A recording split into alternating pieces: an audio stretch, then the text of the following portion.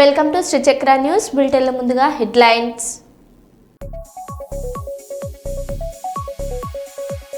హైదరాబాద్లో పెళ్లి ముసుగులో మోసాలు, బ్లాక్ మెయిల్ ఘటనలు పెరుగుతున్నాయని పోలీస్ కమిషనర్ వీసీ సజ్జనార్ హెచ్చరిక.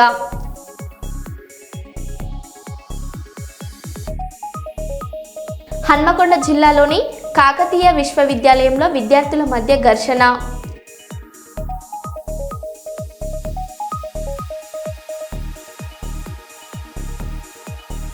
తూర్పు గోదావరి జిల్లాలో కల్తీ పాల కలకలం.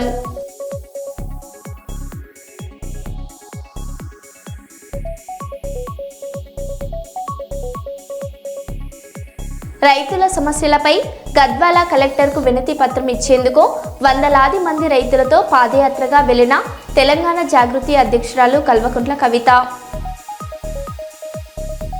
హన్మకొండ జిల్లా కమలాపూర్ మండల కేంద్రంలోని స్థానిక బస్టాండ్ వద్ద ధర్నా రాస్తారోకో నిర్వహించిన రజకులు.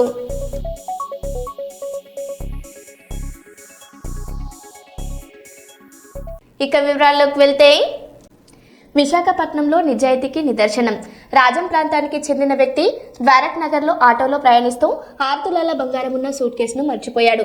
ఆందోళన చెందిన బాధితుడికి ఊరటనిస్తూ ఆటో డ్రైవర్ ఆ సూట్ కేసును పోలీసులకు అప్పగించాడు. పోలీసులు దాన్ని యజమానికి తిరిగి అందజేశారు.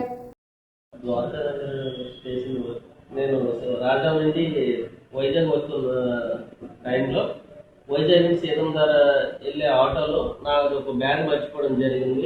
మన ద్వారకానగర్ పోలీస్ స్టేషన్ వారు కంప్లైంట్ ఇవ్వడం జరిగింది. వాళ్ళు వెంబడే ఆటో వాళ్ళని ట్రాప్ చేసి నా వస్తువులు నాకు ఇప్పించేటట్టు హెల్ప్ చేసినందుకు థ్యాంక్ యూ, ధన్యవాదాలు.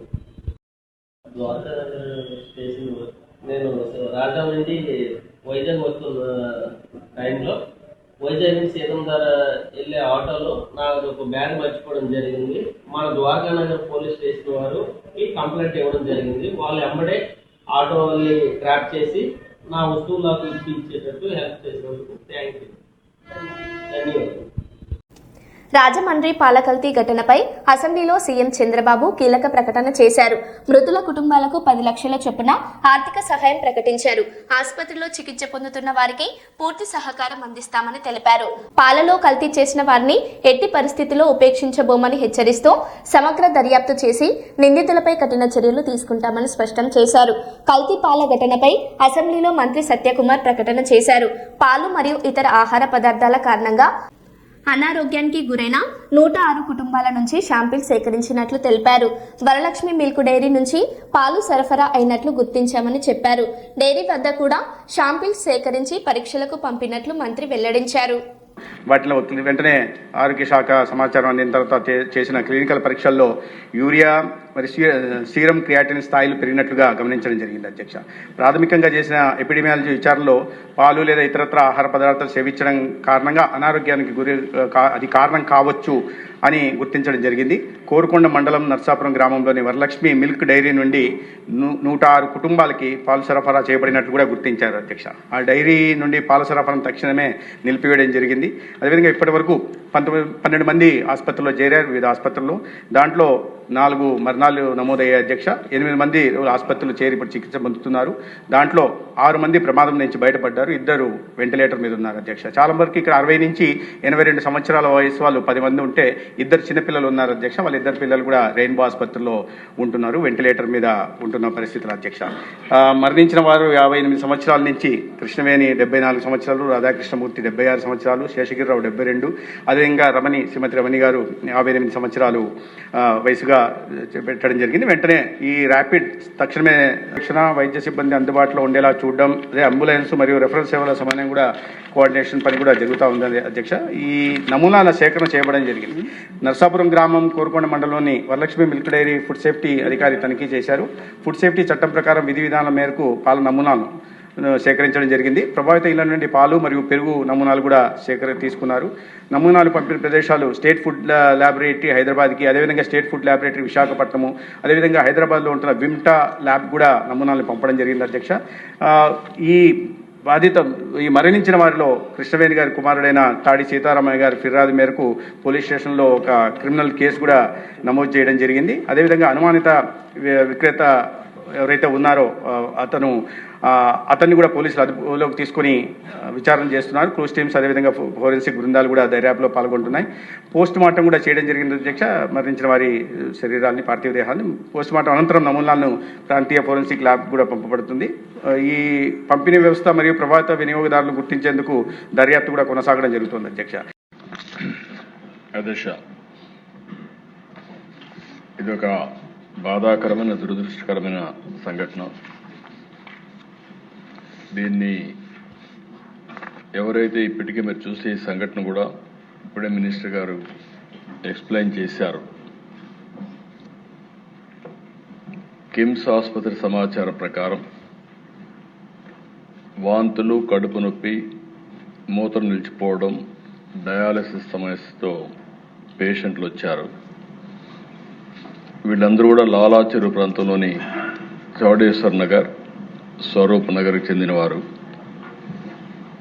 క్లినికల్ పరీక్షల్లో రక్తంలో యూరియా మరియు సీరం క్రియాటిన్ స్థాయిలు పెరిగినట్లు గమనించారు. ఇమ్మీడియట్గా ఆ నమూనాలని తీసుకుని ఎక్కడి నుంచి వస్తుంది, సోర్స్ ఏంటి, అన్ని విధాలు కూడా ఎంక్వైరీ చేస్తున్నారు. ఇది ఒకసారి చూస్తే దిశ కోరుకొండ మండలం నర్సాపురం గ్రామం వరలక్ష్మి మిల్క్ డైరీ ఒక 106 మందికి మిల్క్ సరఫరా చేయడం, ఆ మిల్క్ని, ఆ డైరీ నుంచి వచ్చే మిల్క్ దీనికి కారణమని ప్రాథమికంగా నిర్ధారించారు. దీనివల్ల దేశ ఇప్పటికే 4 చనిపోయారు, 8 మంది హాస్పిటల్లో ఉన్నారు, ఇంకా 2 వెంటిలేటర్ పైన ఉన్నారు. ఇవన్నీ కూడా ఎప్పటికప్పుడు మానిటర్ చేస్తూ వీళ్ళు కూడా చనిపోయిన వాళ్ళని చూస్తే 3 అయితే 70 years అబవ్ ఉన్నారు. కృష్ణవేణి 74.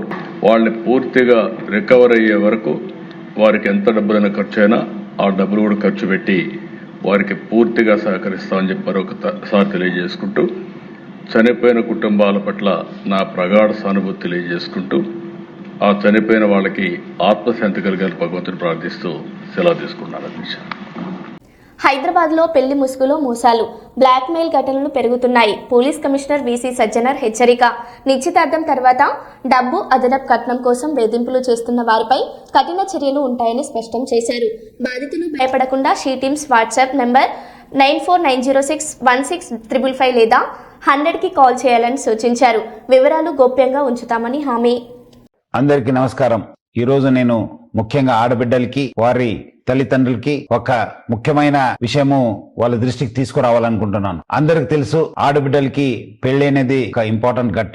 ఈ మధ్యలో ఆ ఒక్క పెళ్లి చూపుతోని పెద్దలు కుదిరించిన పెళ్లి అని చెప్పి కొంతమంది మా ఆడబిడ్డలకి వాళ్ళ తల్లిదండ్రులు కూడా మోసం చేస్తున్నారని చెప్పి మా దృష్టికి రావడం జరిగింది. ముఖ్యంగా కొంతమంది మీడియేటర్స్ ద్వారా, కొంతమంది యూత్స్ వాళ్ళు పెద్దలు చూపించినట్లు వాళ్ళ దగ్గర వెళ్ళి ఒక ఫిక్స్ చేసుకోవడము, తర్వాత ఆడబిడ్డలకి ఏదో మాయమాటలు చెప్పి గిఫ్ట్స్ పేరుతోని మోసం చేయడం జరుగుతుంది. దాని కాకుండా ముఖ్యమైన ఏమంటే వాళ్ళని శారీరకంగా కూడా వాడుకోవడం జరుగుతుంది. ఎందుకంటే పెద్దలు కుదిరించింది కదా, ఇంకా ఏముంది, వాళ్ళ పెళ్లి అయిపోతుంది, మనం ఎందుకు ఆలస్యం అని చెప్పి కూడా వాళ్ళని బలవంతంగా వాడుకోవడం జరుగుతుంది. సో ముఖ్యంగా ఆడబిడ్డలకి వాళ్ళ తల్లిదండ్రులకు నేను ముఖ్య గమనిక ఏమంటే, ఆడబిడ్డలు మీరు పెళ్లి పీటలు ఎక్కేదాకా చాలా అప్రమత్తం ఉండాలని చెప్పి నేను కోరుతున్నాను. ఎవరు ఎంత ఆశ చూపించినా మీరు మాత్రము ఎట్టి పరిస్థితులు లొంగకండి. మీరు మీ జాగ్రత్తలో ఉండాలి. క్యాన్సిల్ అయితే క్యాన్సిల్ కావచ్చు కానీ, బట్ దాన్ని మళ్ళీ తర్వాత మీకు బ్లాక్మెయిల్ చేసి మీకు మిస్యూజ్ చేసే అవకాశం ఉంటుంది. మళ్ళీ అదే విధంగా వాళ్ళు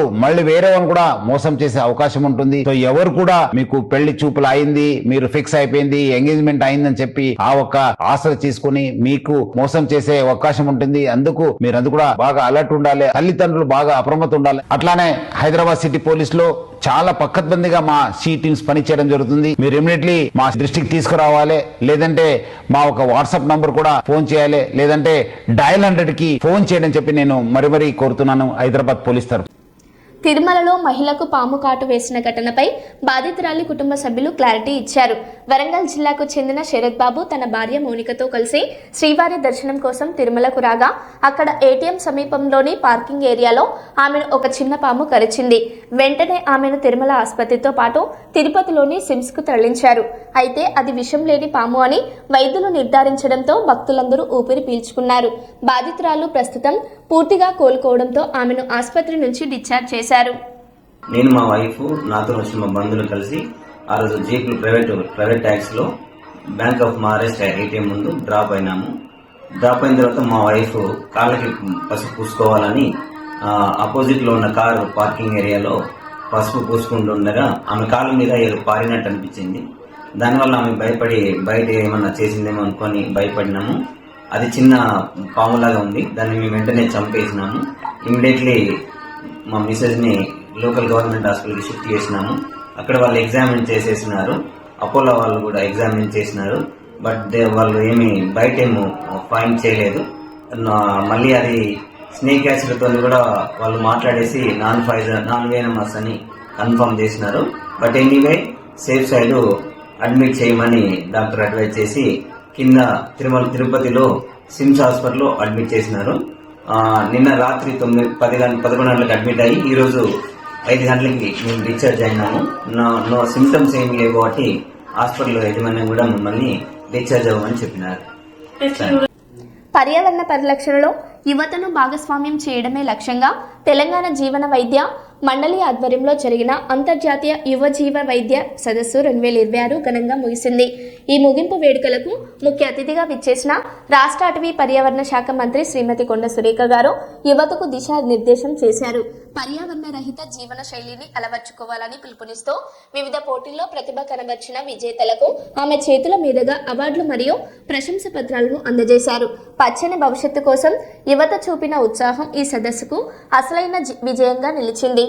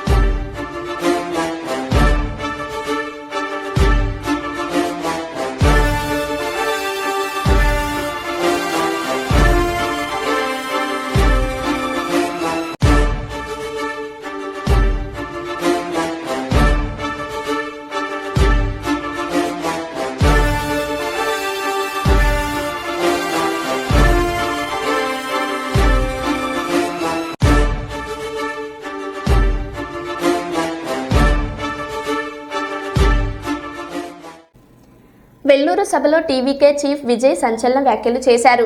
రాబోయే అసెంబ్లీ ఎన్నికల్లో పోటీ తనకు సీఎం ఎంకే స్టాలిన్ కు మాత్రమే స్పష్టం చేశారు. తమిళనాడు అంటే విజయ్ అంటే తమిళనాడు అని పేర్కొన్నారు. సిద్ధాంతపరంగా బీజేపీ తనకు శత్రువని, ప్రధాన రాజకీయ ప్రత్యర్థి మాత్రం ద్రావిడ మున్నేత్ర కజగం అని తెలిపారు.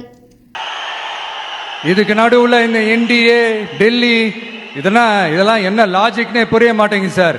தமிழ்நாடு தான் விஜய், இந்த விஜய் தான் தமிழ்நாடு. தூய சக்தி டிவிகேவுக்கும் தீய சக்தி டிஎம்கேவுக்கும் தான் இந்த போர்.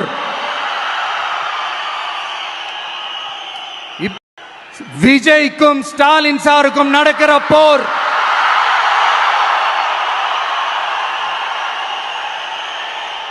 இதுக்கு நடுவுல இந்த என்டிஏ டெல்லி இதெல்லாம் என்ன லாஜிக்னே புரிய மாட்டேங்குது சார். தமிழ்நாடு தான் விஜய், இந்த விஜய் தான் தமிழ்நாடு. தூய சக்தி டிவிகேவுக்கும் தீய சக்தி டிஎம்கேவுக்கும் தான் இந்த போர். తూర్పుగోదావరి జిల్లాలో కల్తీపాల ఘటన కలకలం రేపుతోంది. మృతుల సంఖ్య 4కి చేరింది. దివాన్ చెరువుకు చెందిన మంచి రాధాకృష్ణమూర్తి, లాలా చెరువు ప్రాంతానికి చెందిన యాళ్ల శేషగిరిరావు, చౌడేశ్వరి నగర్కు చెందిన తాడి కృష్ణవేణి, లాలా చెరువుకు చెందిన కనకరత్నం మృతి చెందారు. ఇక రాజమండ్రి పిల్లల ఆసుపత్రిలో 4 చిన్నారులు చికిత్స పొందుతుండగా 2 పరిస్థితి విషమంగా ఉండి వెంటిలేటర్పై ఉన్నారు.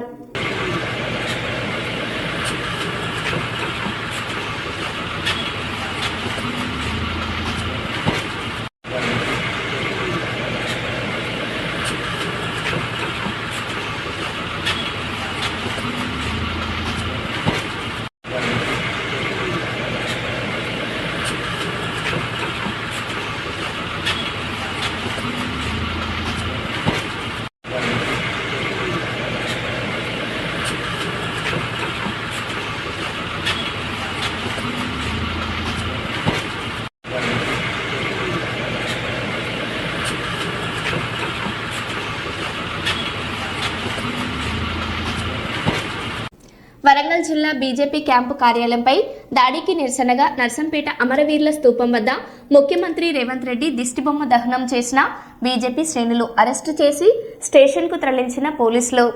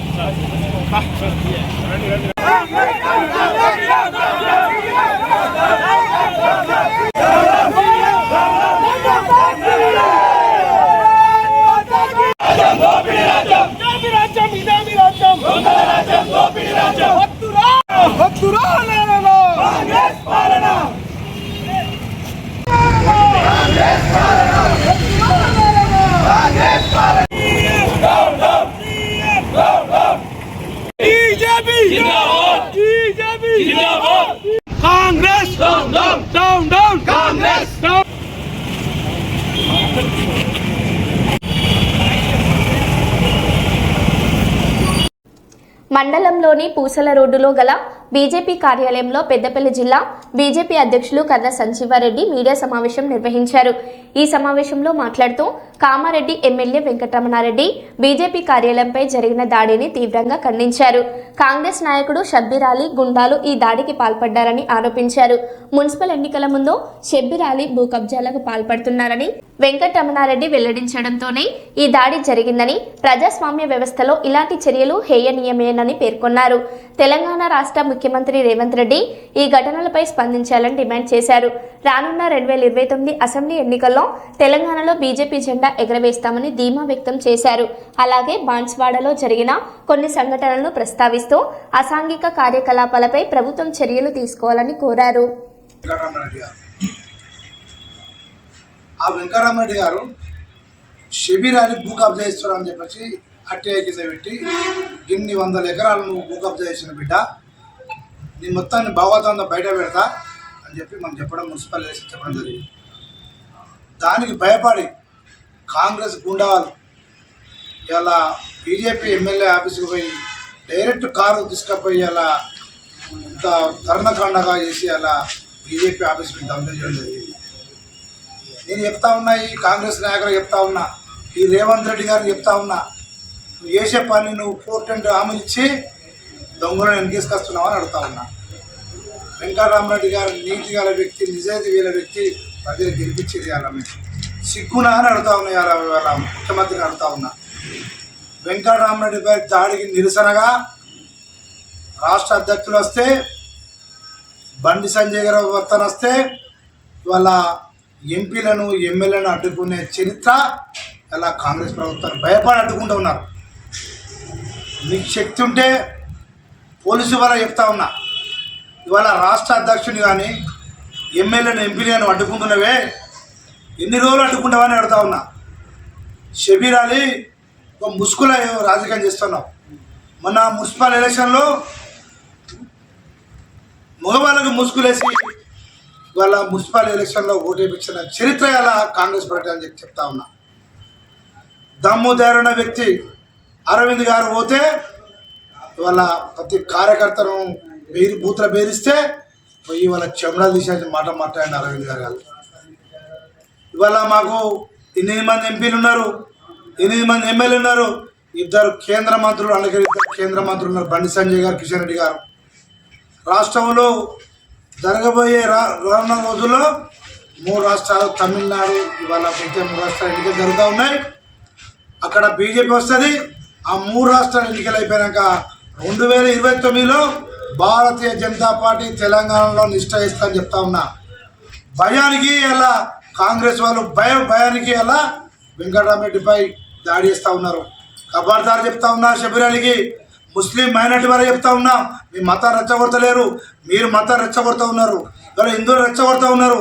బాన్స్వాడ ఏం జరిగిందండి? బాన్స్వాడలో హిందువులు కార్లో పోతే, బొట్టు పెట్టుకొని చిన్నపిల్లలు కార్లో పోతే ముస్లింలు అడ్డుపడి అద్దాలు వలగొట్టి ఇవాళ వాళ్ళను చెంపలికిచ్చడం, వాళ్ళని దగ్గర ముద్దించుకోవడం, ఇదాని సంస్కృతాన్ని రేవంత్ రెడ్డి పడుతూ ఉన్నా. రేవంత్ రెడ్డి సిగ్గు ఉండాలి. రేవంత్ రెడ్డి కాదు, రేవంత్ ఖాన్ అని చెప్తా ఉన్నాం. ఇవాళ మీరు ఎన్ని మాటలు మాట్లాడారో, ఇవాళ హిందువుల గురించి మీరు ఏం చెప్పారో, ఇవాళ ముస్లిమే కాంగ్రెస్, కాంగ్రెసే ముస్లిం, ఇవాళ కాంగ్రెసే ఇవాళ ప్రత్యామ్నాయం అని చెప్తా ఉన్నారు. అంటే కాంగ్రెస్ ఉద్యమాన్ని అడుగుతా ఉన్న ముఖ్యమంత్రిని, కాంగ్రెస్ వాళ్ళకు ఇలా మంత్రం ఆడుతున్నావు కదా. రాహుల్ గాంధీ కానీ సోనియా గాంధీ కానీ ఇవాళ వాళ్ళ ఏడిక లక్ష్యాలు అడుగుతా ఉన్నా, వాళ్ళ కులం ఏందో అడుగుతా ఉన్నా, వాళ్ళ మతం ఏందో చెప్పాలని అడుగుతా ఉన్నా. వాళ్ళు బీసీలా, వాళ్ళు ఓసీలా, వాళ్ళు ముస్లిమా, క్రిస్టియనా, హిందువా? సిగ్గుంటే వాళ్ళ మతాన్ని వాళ్ళు చెప్పాల్సిన అవసరం ఉంటుంది. ఇవాళ కేంద్ర ప్రభుత్వం చెప్తా ఉన్నాం, అమిత్ షా గారు దీని ప్రత్యేక దృష్టి పెట్టిండు, మోడీ గారు దృష్టి పెట్టిండు. రానున్న రోజుల్లో 29లో భారతీయ జనతా పార్టీ తెలంగాణలో భారతీయ జనతా పార్టీ కాషాయం జెండా ఎగరవేస్తామని చెప్తా ఉన్నాం. ఇవాళ తెలుసుకోవాల్సిన అవసరం ఉంటుంది. కరీంనగర్లో తెలంగాణలో ఇలా ఎక్కడ రాంది కరీంనగర్ మేజర్ పీఠం దక్కించుకున్నామంటే బండి సంజయ్ కృషి వల్ల, ఇలా కేంద్ర ప్రభుత్వం కృషి వల్ల, బండి సంజయ్ వల్ల. ఎంఐఎం వాళ్ళు 17 సీట్ల వల్ల బీజేపీ ఎంఐఎం సీట్లు ఉంటే ఇవాళ 3 సీట్లుగా పరిమితమైన బిడ్డ మీరు గుర్తుంచుకోవాల్సిన అవసరం ఉంటుంది. రాబోయే రోజుల్లో భారతీయ జనతా పార్టీ జడ్పీటీసీలు కానీ ఎంపీటీసీలు కానీ పెడితే ప్రతి కాన్స్టిట్యున్సీలో ప్రతి ఎంపీటీసీని 10 జడ్పీటీసీని పెట్టి ఈ విజయానికి కృషి చేస్తామని చెప్తా ఉన్నాం. ఇవాళ సుందరాబాద్ పరిధిలోని కాపాడుకొని కార్యకర్తలకు ఇలా ఏమైనా ఇబ్బంది జరిగితే పోలీస్ స్టేషన్ ముట్టడిస్తాం, ఎమ్మెల్యే క్యాంపస్ ముట్టడిస్తాం. వాళ్ళు కానీ హెచ్చరిక చేయకపోతే ఇలా మొత్తం బండి సంజయ్ నుంచి పెద్ద ఎత్తున కలెక్టర్ని ముట్టడిస్తామని మీకు తెలియజేస్తా ఉన్నాం. తెలుగు రాష్ట్రాల్లో వర్షం దంచి కొడుతుంది. ఆంధ్రప్రదేశ్లోని అల్లూరి సీతారామరాజు జిల్లా పాడేరు ప్రాంతంలో భారీ వర్షం కురిసి లోతట్టు ప్రాంతాలు జలమయమయ్యాయి. అటు తెలంగాణలోని సంగారెడ్డిలో వడగాండ్ల వాన కురిసి ప్రజలను భయాందోళనకు గురిచేసింది. రైతులు పంట నష్టంపై ఆందోళన వ్యక్తం చేస్తున్నారు.